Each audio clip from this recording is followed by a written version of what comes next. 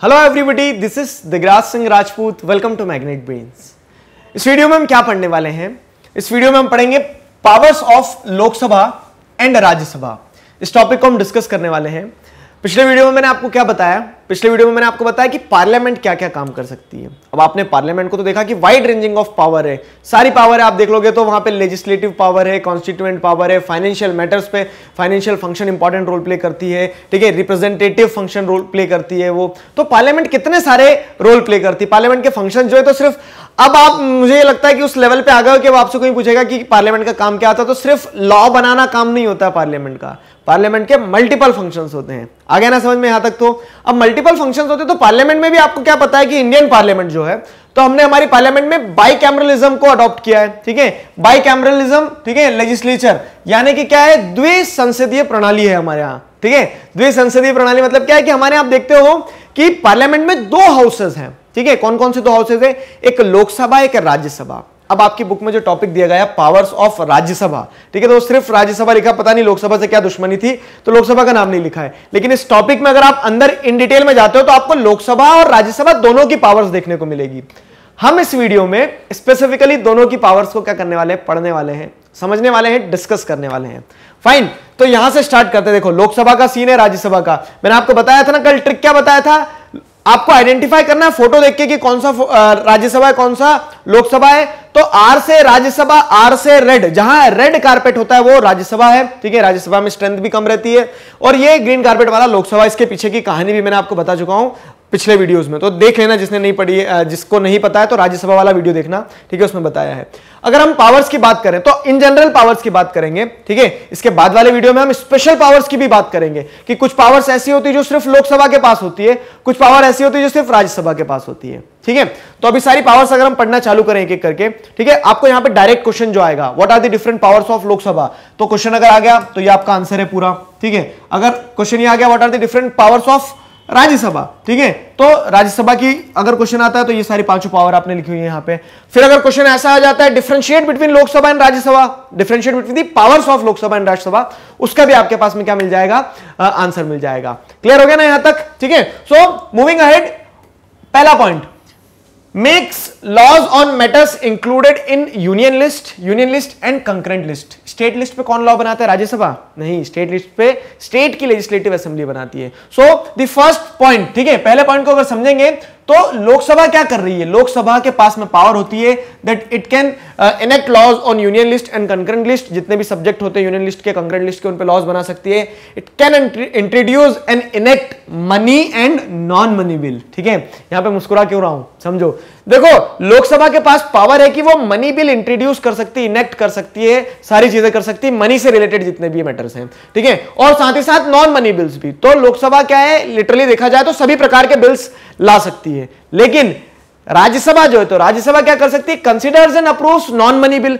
Non money bill है तो इसका मतलब क्या, वो कंसीडर करेगी, उसे अप्रूव करना है, डिसअप्रूव करना है, ये पावर रहती है किसके पास में? ये पावर रहती है राज्यसभा के पास में। लेकिन and suggest amendment to money bill, या फिर उसको ऐसा लिखा जाए कि Rajya Sabha can only suggest amendment. Only suggest amendment मतलब क्या है कि वैसे तो आगे आपको पढ़ाऊंगा मैं money bill, non money bill, लेकिन फिर भी बताते चलता हूं अभी कि मनी बिल जो रहते हैं, ठीक है, तो स्पीकर तय करता है लोकसभा का कि कोई भी बिल जो इंट्रोड्यूस किया गया है वो मनी बिल है या नहीं है। अगर वो मनी बिल होता है, मनी बिल मतलब वो फाइनेंशियल मैटर्स से अगर डील कर रहा होता है, ठीक है, गवर्नमेंट जो है, तो गवर्नमेंट अगर कोई ऐसा बिल लाती है जिसमें कुछ पैसे का लेन देन है, ये सारी चीजें हैं, तो उस पर राज्यसभा सिर्फ क्या कर सकता है? अमेंडमेंट सजेस्ट कर सकता है।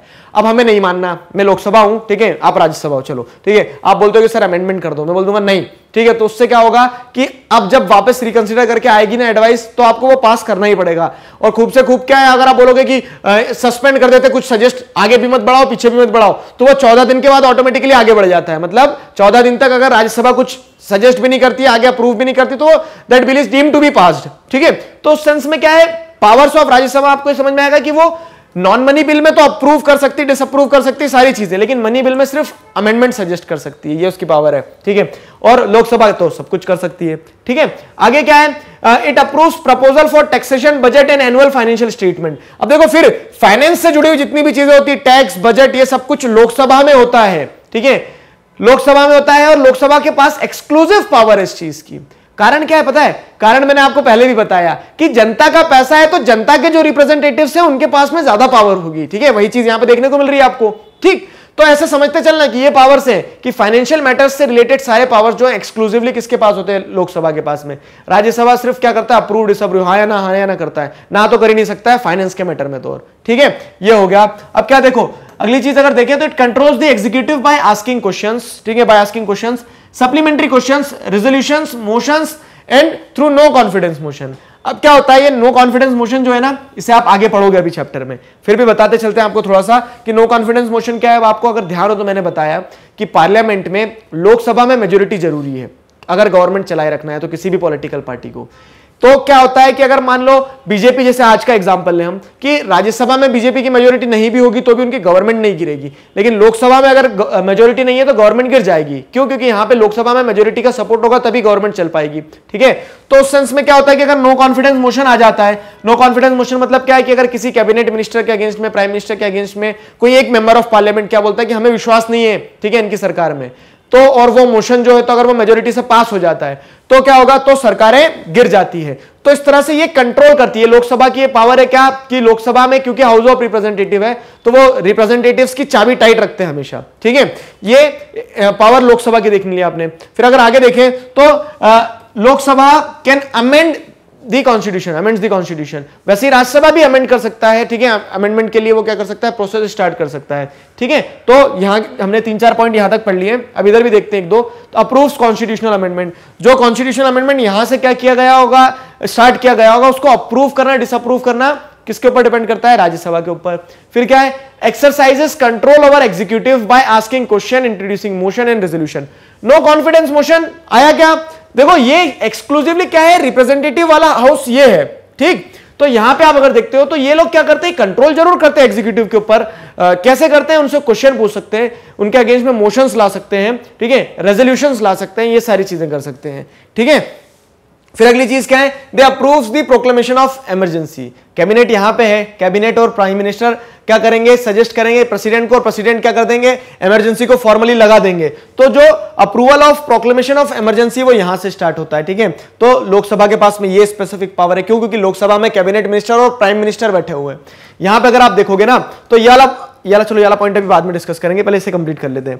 क्या होता है? They elects the president and vice president and removes जजेस of supreme court and high court. तो अगर आप देखोगे तो इलेक्शन में क्या है? इलेक्शन प्रोसेस में, समझ रहे हो, इलेक्शन प्रोसेस में प्रेसिडेंट की इलेक्शन और वाइस प्रेसिडेंट की इलेक्शन में पार्टिसिपेट करते हैं। यहां पे रिमूवल में आप देखोगे तो प्रेसिडेंट के रिमूवल में लोकसभा आएगी ही आएगी, लेकिन वाइस प्रेसिडेंट के रिमूवल का मोशन स्टार्ट नहीं कर सकते हैं ये लोग। ठीक है, लोकसभा के पास में पावर नहीं होती। क्यों नहीं होती अभी समझाऊंगा, 2 मिनट रुको बस।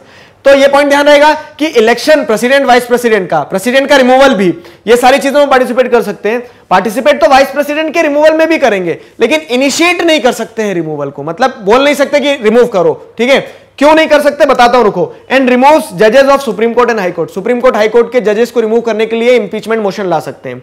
वही चीज अगर आप यहां देखोगे तो राज्यसभा जो है, Rajya Sabha participates in the, Rajya Sabha positive मतलब ऐसा नहीं कि राज्यसभा कोई एक इंसान है कि ये जा रहा है ये राज्यसभा है, मतलब राज्यसभा के जो मेंबर ऑफ पार्लियामेंट है, राज्यसभा के जो मेंबर ऑफ पार्लियामेंट है, दे participate in election and removal of president, ठीक है, vice president, election and removal दोनों शब्द आ गए, प्रेसिडेंट, वाइस प्रेसिडेंट, और वाइस प्रेसिडेंट को अंडरलाइन कर रहा हूं मैं, जजेस of supreme court and high court, ठीक है, it can alone initiate the procedure for removal of vice president. Vice president को अगर रिमूव करने की बात आएगी, उसके वाइस प्रेसिडेंट के रिमूवल के लिए जो प्रोसीजर स्टार्ट की जाएगी, तो उसे इनिशिएट करने का एक्सक्लूसिव राइट होता है राज्यसभा के पास में। क्यों? सवाल ये आता है, ठीक है, यहां पे नहीं होता इनके पास में। देखो सिंपल सा लॉजिक है कि यहां जो वाइस प्रेसिडेंट है वो क्या है, वो एक्स ऑफिशियो चेयरमैन है, किसके? राज्यसभा के। राज्यसभा की मीटिंग्स को प्रेसीड कौन करता है? Vice president. मैंने आपको जब वाइस प्रेसिडेंट पढ़ाया था पिछले चैप्टर में, एग्जीक्यूटिव वाले चैप्टर में, तब बताया भी था ये चीज कि जैसे वेंकैया नायडू जो है तो वो प्रेसीड करते हैं किस चीज को? राज्यसभा की सारी मीटिंग्स को, ठीक है। वैसे ही लोकसभा की सारी मीटिंग्स को कौन प्रेसीड करता है? तो स्पीकर करते हैं। जैसे हमारे स्पीकर कौन है? ऑनरेबल ओम बिरला, ठीक है। तो उस तरह से क्या होता है, उस तरह से आपको अब जब ये देखना होगा कि यहां के एक्स ऑफिशियो चेयरमैन है तो उन्हें रिमूव भी यहां के ही लोग करें ना, तो जो रिमूवल के लिए जो इनिशिएशन लिया जाता है वो सिर्फ राज्यसभा में लिया जा सकता है, उसके बाद में अप्रूवल इधर से भी लगेगा, लेकिन इनिशिएशन सिर्फ राज्यसभा में आता है। ये वाइस प्रेसिडेंट जब हमने टॉपिक पढ़ा था तब बताया था मैंने आपको, ठीक है। ये हो गया। और क्या क्या पॉइंट्स है देखो, तो establishes committees and commissions and consider their reports, committees वगैरह एस्टैब्लिश करना, उनकी रिपोर्ट्स का कंसीडरेशन लेना, ये सारी चीजें। और ये यहां पर क्या हो रहा है, can give the union parliament power to make laws on matters included in state list. हाँ, ये एक इंटरेस्टिंग पॉइंट है। क्या होता है कि यहां पे जैसे अगर आपको मान लो किसी सब्जेक्ट को, ठीक है समझाता हूं मैं, किसी सब्जेक्ट को कहां से लाना है, स्टेट लिस्ट से उठा के यूनियन लिस्ट में लाना है, या फिर स्टेट लिस्ट से उठा के कॉन्करेंट लिस्ट में लाना है। समझना इस चीज को, बड़ा इंटरेस्टिंग पॉइंट है। किसी सब्जेक्ट को आपको क्या करना है, अभी मैंने आपको यहां पे बताया था कि लोकसभा के पास क्या पावर होती है कि वो यूनियन लिस्ट और कंकरेंट लिस्ट में कुछ भी लॉ बना सकते हैं। यूनियन लिस्ट और कंकरेंट लिस्ट में, स्टेट लिस्ट में कौन बनाएगा, स्टेट लेजिस्लेटिव असेंबली बनाएगी। लेकिन अब किसको लग रहा है, लोकसभा को ऐसा लग रहा है कि यार हमें ये जो सब्जेक्ट है ये स्टेट लिस्ट से लाके कहां लाना है, स्टेट लिस्ट से उठा के हमें, जैसे पुलिस है, ठीक है, पुलिस का जो सब्जेक्ट है वो कहां है, स्टेट लिस्ट में। अब सेंट्रल गवर्नमेंट क्या सोच रही है कि पुलिस वाले जो इशू है उन्हें हम उठा के कहां ले आए, पुलिस वाले इशू को उठा के हम कॉन्करेंट लिस्ट में ले आए कि हम भी हमारे हिसाब से पुलिस बना ले, तुम भी तुम्हारे हिसाब से पुलिस बना लो। तो उसके लिए क्या करना होगा, उसके लिए अमेंडमेंट लाना होगा, ठीक है, चेंज लाना होगा। तो वो जो चेंज लाना है तो उस चेंज के लिए अप्रूवल लेना पड़ता है किसका, राज्यसभा का, ठीक है। तो ये पॉइंट इसलिए लिखा गया है कि राज्यसभा की पावर है कि Rajya Sabha can give the union parliament power to make laws on the matters included in state list. अगर राज्यसभा अप्रूव करेगा तभी आप स्टेट लिस्ट पे बना सकते हो, नहीं तो नहीं बना सकते हो, ठीक है, क्योंकि अप्रूवल तो लगेगा ना। तो वो बताया गया है यहां पे। So these are the powers of Lok Sabha and Rajya Sabha. Lok Sabha Rajya Sabha की पावर मैंने आपको बताई है। नेक्स्ट वीडियो में मैं आपको क्या बताने वाला हूं, special powers of Lok Sabha and Rajya Sabha. ये दोनों चीजें हम नेक्स्ट वीडियो में डिस्कस करने वाले हैं। आशा करता हूं यहां तक चीज समझ में आई है। किसी प्रकार का डाउट है, feel free to ask in comment section. Magnet Brains पर क्लास 4th से 12th तक इसी तरह से सभी subjects, chapters, topic, subtopic, सब कुछ सिस्टमैटिक वे में वीडियो लेक्चर्स के फॉर्मेट में अवेलेबल है, जिन्हें आप बहुत आसानी से देख सकते हैं, अपना सिलेबस कंप्लीट कर सकते हैं। नेक्स्ट वीडियो में मिलते हैं हम अगले टॉपिक के साथ। Till then stay connected, keep learning. Thank you very much.